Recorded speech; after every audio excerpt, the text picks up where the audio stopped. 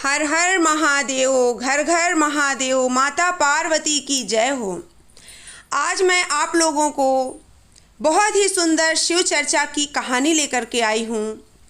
एक माँ की बहुत ही दुख भरी कहानी है। आप लोग इस कहानी को पूरी ज़रूर सुनिएगा, बहुत ही सुंदर कहानी है। कहानी शुरू करने से पहले आप सबसे निवेदन है कि कृपया चैनल को सब्सक्राइब ज़रूर कर लीजिए, क्योंकि इसी प्रकार की वीडियोज़ इस चैनल पर डेली अपलोड होती हैं। सब्सक्राइब किए रहेंगे तो आपके पास वीडियो पहुंचती रहेगी, और वीडियो को लाइक भी कर दिया करिए और प्यारा सा कमेंट करके ज़रूर बताइए। हर हर महादेव ही कमेंट में लिख दिया करिए। आइए कहानी को शुरू करते हैं। एक गांव में एक बूढ़ी अम्मा रहती थी।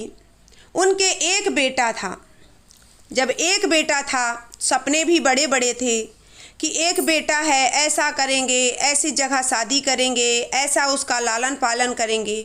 उस अम्मा के इतने सपने थे अपने बेटे को लेकर के, लेकिन बेटा तो जैसे तैसे ठीक ठाक था। समय के अनुसार जब बेटा बड़ा हो गया, उसका विवाह करना था। अम्मा ने सोचा कि खूब सुंदर बहू लाऊंगी, मेरे घर की देखभाल करेगी, मेरी भी सेवा करेगी। है ही कौन, मैं और मेरा बेटा और बहू रहेंगे। जब बेटे की शादी हो गई, जो बहू घर पे आई, उसको अपनी सास बहुत बुरी लगती थी। हमेशा अपनी सास के लिए वो बुरा ही सोचते रहती थी। अगर सास कहती उत्तर जाना है तो उसको उत्तर में बिल्कुल नहीं जाना है, ऐसी थी वो। सास का उल्टा ही चलती थी। अगर सास उसको अच्छा समझाती तो उसको बुरा लगता। अब सास को अनुभव था हर चीज़ का, इसलिए वो अपने हिसाब से समझाती थी कि मेरी एक लौती बहू है, इसको कोई कुछ कह ना पाए, क्योंकि आपको तो पता है कि गांव में लोग बिना कहे नहीं रह सकते हैं। खाना पचा लेंगे लेकिन बात पचाने की क्षमता नहीं रहती। अगर इतना सुनेंगे तो उतना बढ़ के बताएंगे, इधर उधर करेंगे, बातें बनाएंगे। इसलिए वो सोचती थी कि मेरी बहू की कहीं बुराई ना हो, इसलिए उसको अच्छा सिखाती थी। बहू की नज़र में वो बुरी बनती चली गई। अब धीरे धीरे करके समय बीतता रहा। अब वो थोड़ा पुरानी भी हो गई बहू। पहले तो नई थी, थोड़ा संकोच करती थी, अभी थोड़ा पुरानी होने लगी। साल 2 साल 3 साल हुए। अब वो अपने पति से कहती कि एक काम करो, माँ को घर से निकाल दो, हम और आप अकेले रहेंगे, माँ बहुत किचकिच करती है। उसका पति कहता, अरे तुम पागल हो गई हो, माँ अकेले कहाँ जाएगी? माँ ने मुझे पाल पोस कर बड़ा किया है, और माँ को कहीं मैं निकाल दूंगा तो माँ बेचारी कहाँ भटकती रहेगी अकेले। पिताजी भी नहीं हैं, अकेली कहाँ जाएगी माँ। लेकिन पत्नी के आगे उसकी एक ना चली। ना तो उसको माँ को साड़ी ला के देते, ना ढंग का खाना खिलाती बहू, जबकि होना चाहिए कि अकेली केवल सास थी, घर में कोई नहीं था, किसी की सेवा भक्ति भाव नहीं करना था। अपनी सास की सेवा करती, लेकिन उसको बिल्कुल गवारा नहीं था अपनी सास के साथ रहना। उसकी सास शिव गुरु की बहुत बड़ी भक्त थी, शिव को गुरु बनाया हुआ था। वो हमेशा अपनी बहू की बातों को अनदेखा कर देती, बहू की जो भी हरकतें होती उनको अनदेखा कर देती, और खुश रहने की बहुत कोशिश करती। लेकिन कहते हैं ना कि जब किस्मत में खुशी नहीं होती है तो कहीं ना कहीं से दुख सामने आ ही जाता है। एक दिन की बात थी, बेटा अपनी पत्नी की बातों में आ गया और अपनी माँ से कहने लगा, माँ अब हम तुम्हारे साथ नहीं रह सकते, तुम बहुत किचकिच करती हो, मेरी पत्नी का रहना मुश्किल कर दी, जीना मुश्किल कर दी। अब तुम्हें हमारे पास नहीं रहना होगा, अब तुम जाओ जहाँ तुम्हें रहना है। माँ मन ही मन सोचती कि जिस घर को मैंने बनाया, एक एक पाई इकट्ठा करके मैंने घर खड़ा किया, आज मेरा ही बेटा मुझे कह रहा आप यहाँ से चले जाओ। किस हक से कह रहा, किस मुंह से कह रहा, जरा भी लज्जा नहीं आई इसको। मन ही मन सोच रही है बूढ़ी अम्मा बेचारी, लेकिन सोच रही है कि अब कहूँ भी तो क्या, बच्चा ही तो मेरा ही है, अगर वो भी घर से चला जाएगा तो चैन सुकून मुझे भी नहीं रहेगा घर में, इससे अच्छा कि मैं ही चली जाती हूँ घर छोड़कर। बूढ़ी अम्मा को घर से भगा दिया गया। बूढ़ी अम्मा घर से चली गई। एक मंदिर में जा कर के भावपूर्ण गुरु जी का सेवा करने लगी। वहाँ 3 सूत्रों का पालन करती, सुबह उठ के नहा धो करके बढ़िया मंदिर साफ सफाई करती, पूजा पाठ करती। वही उनका जीवन अच्छे से चलने लगा। काफ़ी टाइम बीत गए। इधर बेटे बहू खुश नहीं थे, आपस में ही झगड़ा करने लगे, पड़ोसियों से झगड़ा करती बहू, कहीं इससे लड़ती झगड़ती, कहीं इससे लड़ती झगड़ती, यही चल रहा था उनका।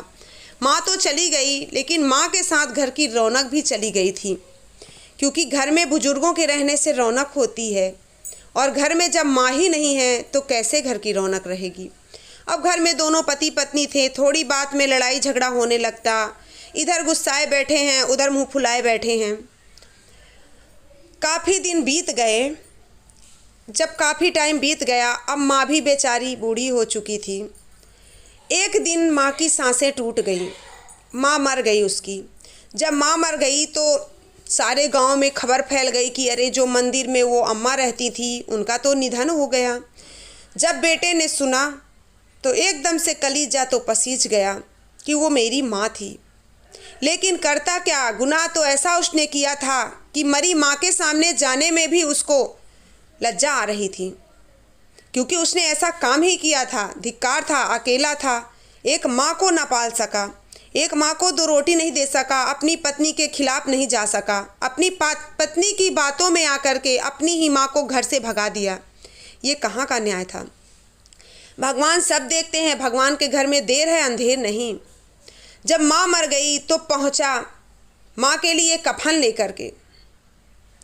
माँ के लिए जब कफन लेकर के पहुँचा, माँ को उठाने लगा, वैसे ही माँ की आत्मा से आवाज़ आती है कि बेटा, कभी तुमने जीते जी मुझे फटी साड़ी फटी लुंगरी नहीं दिया, आज मेरे लिए नया कम्बल लेकर के आया, नया कफन लेकर के आया है, मुझे नया कफन देगा। अब क्या करूं तेरे नए कफन का, क्या करूं? जीते जी तो तुमने मुझे एक लोटा पानी नहीं दिया, सूखी रोटी के लिए तरसा दिया। मैं भिक्षा मांग मांग के यहाँ वहाँ से खाई, अपना पेट किसी तरह पालती रही। आज मैं यहाँ पहुँच गई, अब आज मैं मर गई तो तुम मेरे लिए नया कफन लेकर के आए हो, नई नई चीज़ें लेकर के आ रहे हो। अब किसको लेकर के आए हो? माँ तो रही नहीं, ये तो मिट्टी हो गई है। माँ की आत्मा की आवाज़ बेटे को सुनाई दे रही थी, क्योंकि शिव गुरु बहुत दयालु हैं। शिव गुरु सबको पछतावा का मौका देते हैं। अगर किसी ने गलती करी है तो उसको पछताना तो पड़ेगा ही पड़ेगा। और एक कहावत है ना कि तब पछताए का हो जब चिड़िया चुग गई खेत। जब सारी चीज़ें बेकार हो गई तो क्या पछताने से मतलब। माँ तो वापस नहीं आ सकती ना। अब तुम रो, गिड़गिड़ाओ, मर जाओ, जियो, उससे क्या फ़र्क पड़ता है। जीते जीते तुमने अपनी माँ को घर से भगा दिया। अब तुम रो रहे हो, माँ के सामने नाटक कर रहे हो, माँ तो नहीं देख रही ना।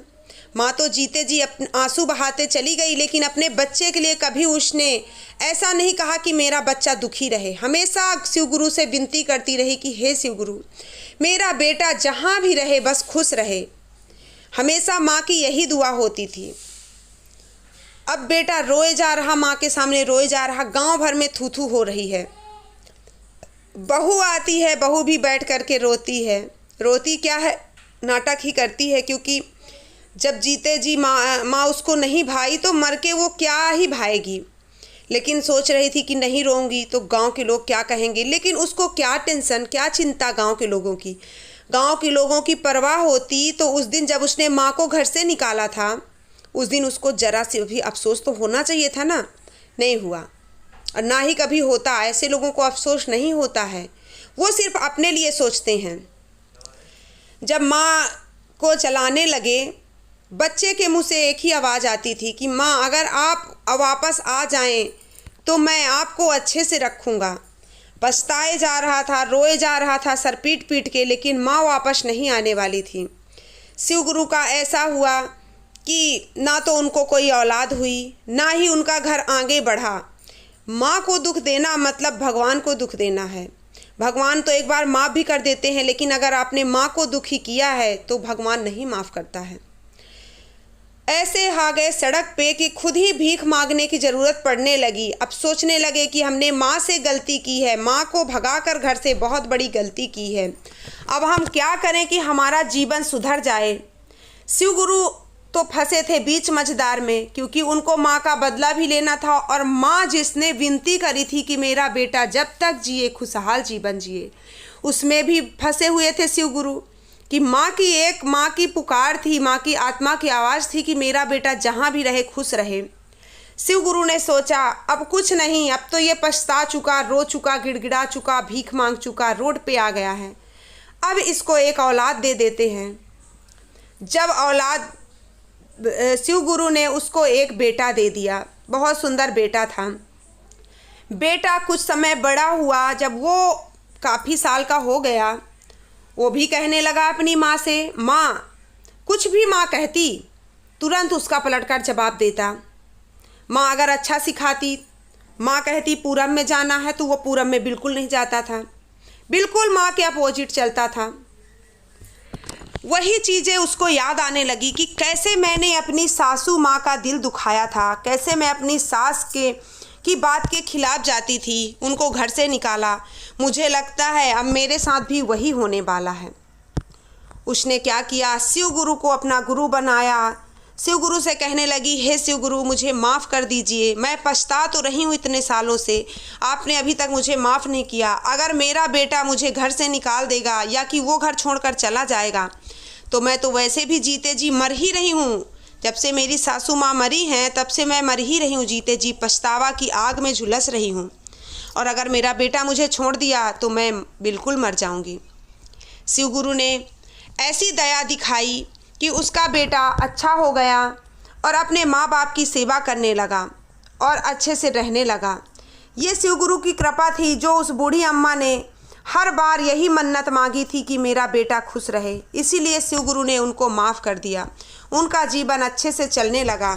हे शिव गुरु, जिस प्रकार आपने उसके बच्चे को अच्छा सिखाया, उनको सद्बुद्धि दी, उसी प्रकार हे शिव गुरु, इस दुनिया में जो भी भूले भटके इंसान हैं, जिनकी मति भ्रष्ट है, उनको सबको सद्बुद्धि देना, सबको खुश रखना। ये थी मेरी आज की कहानी। उम्मीद करती हूँ ये कहानी आपको पसंद आई होगी। पसंद आई हो तो वीडियो को लाइक और चैनल को सब्सक्राइब ज़रूर कर लीजिए फ्रेंड्स। मिलती हूँ दूसरी अच्छी कहानी के साथ, तब तक हर हर महादेव, घर घर महादेव, माता पार्वती की जय हो।